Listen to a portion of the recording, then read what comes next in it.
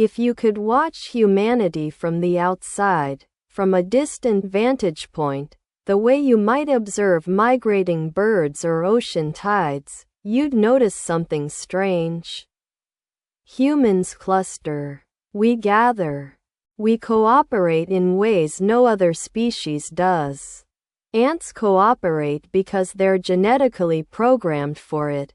Wolves cooperate because their hierarchy demands it. But humans? We cooperate because we choose to.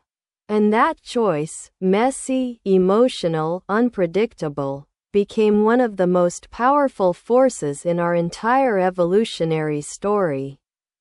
Today, we're going to explore the moment our ancestors discovered something that would change the fate of the world, that surviving alone was possible, but thriving together was inevitable.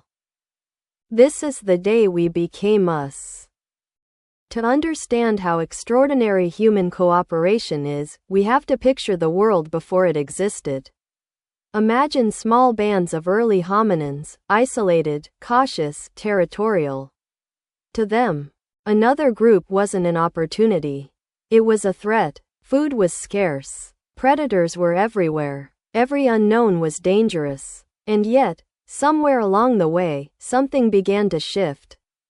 Maybe it was triggered by long droughts that forced groups to share dwindling water sources. Maybe it unfolded during brutal winters where huddling with strangers meant the difference between life and death.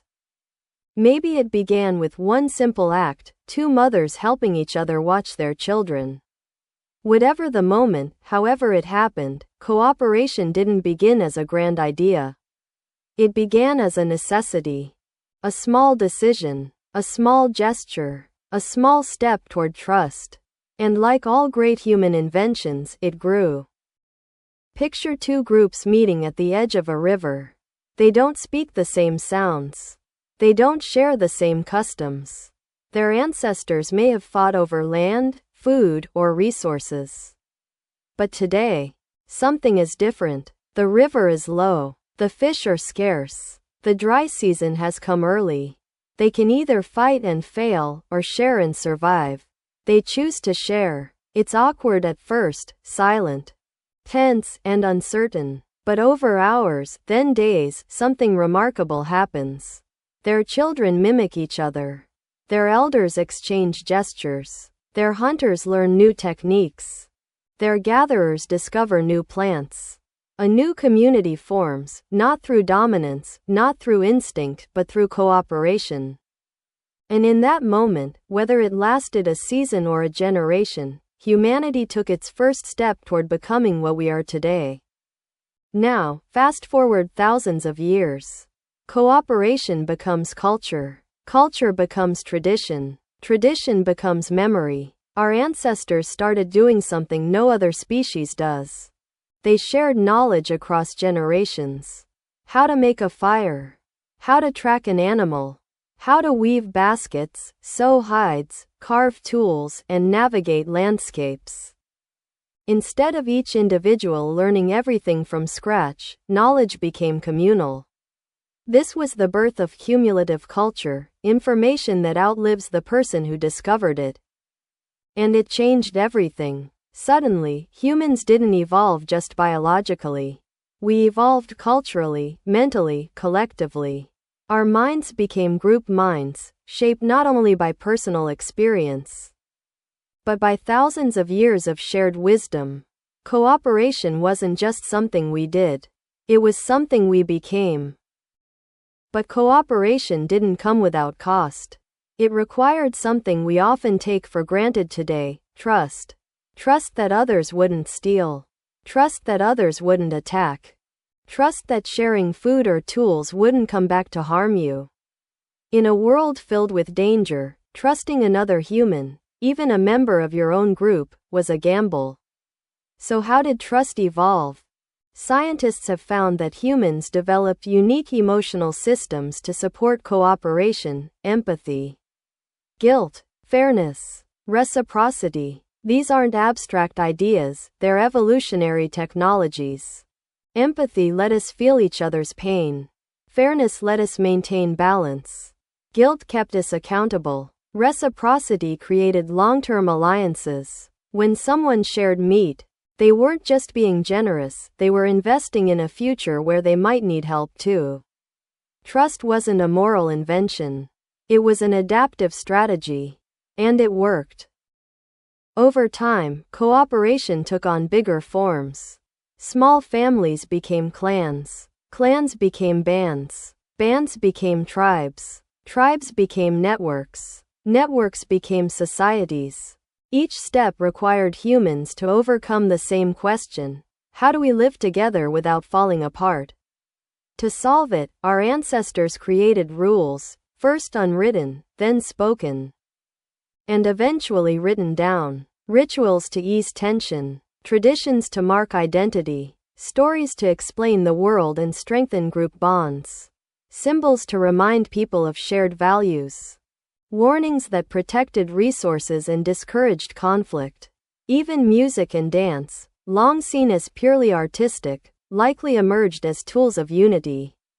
Movements synchronized, voices blended, hearts beat at the same rhythm. Cooperation became emotional, cultural, spiritual. We didn't just share food. We shared meaning. And yet, cooperation has always carried a paradox. Humans are capable of extraordinary unity, but also extraordinary division. We create in groups and outgroups. We trust some while fearing others. We form alliances while guarding against betrayal. But even this complexity, this delicate balance of trust and caution, is part of what makes us human.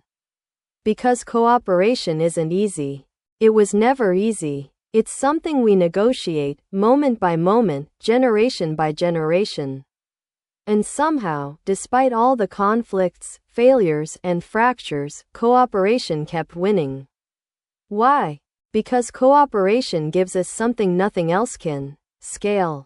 One person can start a fire. 10 can defend a camp. 100 can build a village. 1,000 can build a tradition. 1,000,000 can build a civilization. Without cooperation, there would be no cities, no agriculture, no technology, no languages, no stories, no history. Everything we have ever created, discovered, or imagined, we did together. Now, let's return to today. We live in a world larger and more connected than anything our ancestors could have dreamed of. But we also live in a world more divided, more isolated, and more overwhelmed than they could have ever imagined. We communicate instantly, yet trust slowly. We connect digitally, yet feel alone physically. We share information, yet struggle to share understanding. It's as if the very instinct that made us human is being tested in new ways.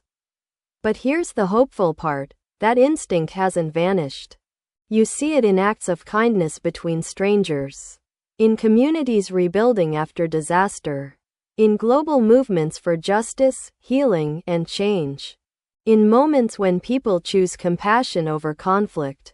Cooperation is not a relic. It's a resource, one we still carry, one we still need, one we still have. So what does this mean for us now? It means that somewhere deep inside you, deeper than language, deeper than memory, is the same neural circuitry that helped two groups share a river thousands of years ago. The same emotional wiring that helped early mothers protect each other's children. The same intuition that allowed strangers to become allies. The same instinct that turned isolation into community. When you help someone without being asked, when you feel moved by another person's suffering, when you share joy, grief, knowledge, or time, you are echoing the oldest moment in human history. The moment we became us. So the next time you reach out to someone, the next time you offer help, or accept it, the next time you feel part of something larger than yourself, remember that you are participating in the very force that shaped our species.